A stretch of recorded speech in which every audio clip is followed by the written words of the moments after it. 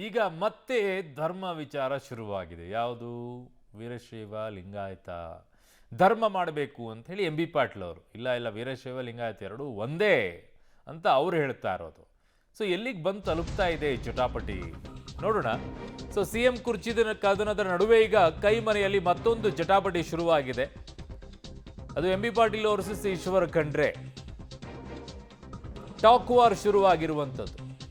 ಆ ಕಡೆಗೆ ಅವರು ಲಿಂಗಾಯತ, ಈ ಕಡೆಗೆ ಇವರು ವೀರಶೈವ. ಪ್ರತ್ಯೇಕ ಲಿಂಗಾಯತ ಧರ್ಮ ಆಗಬೇಕು, ಬಸವ ಧರ್ಮ ಅಂತ ಹೇಳಿದ್ದಾರೆ. ವೀರಶೈವರು ಲಿಂಗಾಯತದ ಒಂದು ಭಾಗವಷ್ಟೇ ಅಂತ ಎಂ ಬಿ ಪಾಟೀಲ್ ಅವರು. ಈ ಹೇಳಿಕೆಗೆ ಸಚಿವ ಖಂಡ್ರೆ ಅವರು ಗರಂ ಆಗಿದ್ದಾರೆ. ವೀರಶೈವ ಲಿಂಗಾಯತ ಎರಡೂ ಒಂದೇ ಅನ್ನುವಂಥ ಹೇಳಿಕೆಯನ್ನ ಕೊಟ್ಟಿದ್ದಾರೆ. ಎಂ ಬಿ ಪಾಟೀಲ್ ಅವರು ಏನ್ ಮಾತಾಡಿದ್ರು, ಅದಕ್ಕೆ ಈಶ್ವರ್ ಖಂಡ್ರೆ ಅವರು ಏನು ಉತ್ತರ ಕೊಟ್ಟರು ನೋಡಿ. ಅವರು ಈಗ ನಾನು ನಿನ್ನೆ ಹೇಳಿದ್ದೀವಿ, ಎಲ್ಲರೂ ಭಾರತೀಯರು ಎಟ್ ಫಸ್ಟ್ ಏನ್ರಿ, ಭೌಗೋಳಿಕವಾಗಿ ಹಿಂದೂಗಳು ಭಾರತೀಯರು. ಈ ರೀತಿ ಯಾವ ರೀತಿ ಸಿಖ್ ಮತ್ತು ಬೌದ್ಧ ಜೈನ ಇದ್ದಾವೆ ಏನ್ರಿ, ಭಾರತದಲ್ಲಿರೋ ಎಲ್ಲರೂ ಕೂಡ ಹಿಂದೂಗಳು. ಆದರೆ ಇದು ಒಂದು ಧರ್ಮ, ಬಸವ ಧರ್ಮ. ಯಾವ ರೀತಿ ಸಿಕ್ಕು ಮತ್ತು ಜೈನ ಬೌದ್ಧ ಧರ್ಮ ಇದೆ, ಇಂಡಿಕ್ ರಿಲಿಜನ್ಸ್ ಅಂತೀವಿ ನಾವು ಅದಕ್ಕೆ, ಆ ರೀತಿ ಇರುವಂಥದ್ದು. ಹೀಗಾಗಿ ಪ್ರಶ್ನೆ ಏನಿದೆ, ಇದೆಲ್ಲ ಆಗಲ್ಲ. ಸಲ ಮಾಡಿದರು, ಈ ಸಲ ಭಾಳ ಜನ ಜಾಗೃತ ಆಗಿದ್ದಾರೆ. ಈ ಸಲ ಯಾರ್ದು ಆಟ ನಡೆಯೋದಿಲ್ಲ, ತಮ್ಗೆ ಗೊತ್ತಿದೆ. ಎಲ್ಲರೂ ಇವತ್ತು ದಿವಸ ಒಕ್ಕಟ್ಟಿನಲ್ಲಿದ್ದಾರೆ. ಇವತ್ತು ಈ ಅವರು ಕೂಡ ಮುಖ್ಯಮಂತ್ರಿ ತಲೆ ಕಟ್ಟೋದಲ್ಲ, ಯಾರ ಆಟಗಳು ಇವತ್ತೊಂದು ದಿವಸ ನಡೆಯೋದಿಲ್ಲ ಏನ್ರಿ. ಒಂದು ಏನಿದೆ, ನಾವು ಅದಕ್ಕೆ ಪಾಸಿಟಿವ್ ಆಗಿ ಹೋಗೋಣ ಅಂತ ಹೇಳಿದ್ವಿ. ನಾನು ಅದನ್ನೇ ಕೂಡ ಹೇಳಿದ್ದೀನಿ ನಿನ್ನೆ. ಯಾರನ್ನ ಟೀಕೆ ಮಾಡುವಂಥದ್ದು ಯಾರು, ನಮ್ದೇನಿದೆ ನಿಮ್ಗೆ ಗೊತ್ತಿದೆ. ನಾವು ಚತುರ್ವರ್ಣದಿಂದ ಹೊರಗಡೆ ಇದ್ದೀವಿ. ಬಸವಣ್ಣವ್ರು ಏನು ಹೇಳಿದ್ರು, ಶ್ರೇಷ್ಠ ಶೈವರವರು. ವೀರಶೈವ ಮಹಾಸಭಾ ಲಿಂಗಾಯತ ನಾಯಕರು ಪ್ರತ್ಯೇಕವಾಗಿ ಉಳಿತು ಅನ್ನೋ ಥರ ನೋಡಿ. ಅವರು ನಿಮಗೆ ನಾನು ಹೇಳಿದ್ರೆ ತಪ್ಪಾಗುತ್ತೆ. ಅವರು ಮಠಾಧಿಪತಿಗಳು ಒಕ್ಕೂಟದಿಂದ ಆಗಿದ್ದು. ಅವರು ಯಾರು ಡಿವೆಲ್ ಸ್ಟ್ಯಾಂಡ್ ಇದೆ ಅಲ್ಲ, ಆ ಡಿವೆಲ್ ಸ್ಟ್ಯಾಂಡ್ ಇದ್ದವ್ರು ಯಾರನ್ನೂ ಕರೆದಿಲ್ಲ.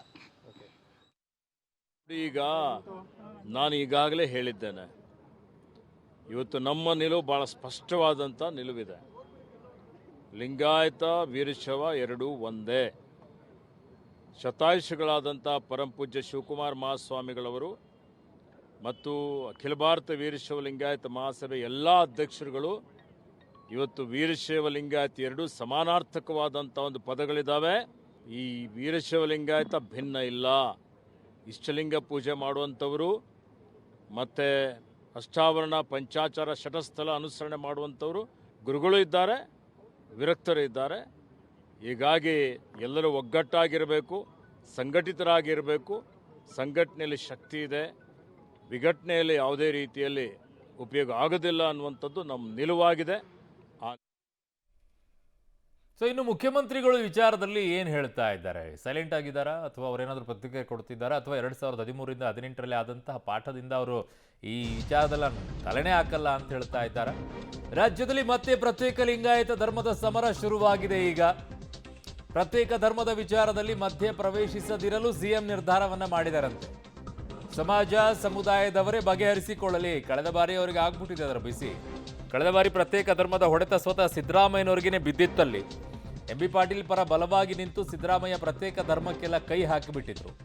ಇದೇ ವಿಚಾರಕ್ಕೆ 2018ರ ಚುನಾವಣೆಯಲ್ಲಿ ಹೊಡೆತವನ್ನ ಕಾಂಗ್ರೆಸ್ ತಿಂದಿತ್ತು. ಈ ಬಾರಿ ಎಚ್ಚರಿಕೆ ಹೆಜ್ಜೆ ಇಡೋಕೆ ಸಿದ್ದರಾಮಯ್ಯನವರು ಪ್ಲಾನ್ ಅನ್ನ ಮಾಡ್ಕೊಂಡಿದ್ದಾರೆ. ಸೊ ಹೈಕಮಾಂಡ್ ಅಂಗಳ ತಲುಪುತ್ತಾ ಪ್ರತ್ಯೇಕ ಲಿಂಗಾಯತ ಧರ್ಮದ ಚೆಂಡು ಅನ್ನುವಂಥದ್ದನ್ನ ನೋಡಬೇಕಾಗಿದೆ. ಸೊ ಈ ದೇಶದಲ್ಲಿರೋರೆಲ್ಲ ಹಿಂದೂಗಳು ಏನು ಮಾತನಾಡ್ತಾರೆ? ಭೌಗೋಳಿಕವಾಗಿ ನಾವು ಹಿಂದೂಗಳು, ಆಮೇಲೆ ನಾವು ಬಸವ ಧರ್ಮ, ಏನು ಹೇಳ್ತಾ ಇದ್ದೀರಿ ಎಂ ಬಿ ಪಾಟೀಲ್ ಅವರೇ? ಹಾಗಿದಾಗ ಹಿಂದೆ ಕಾಂಗ್ರೆಸ್ ಅಧಿಕಾರದಲ್ಲಿದ್ದಂಥ ಸಂದರ್ಭದಲ್ಲಿ ಹಿಂದೂ ಮುಸ್ಲಿಂ ಅಂತ ಏನಕ್ಕೆ ಶುರು ಮಾಡಿದ್ದದನ್ನ?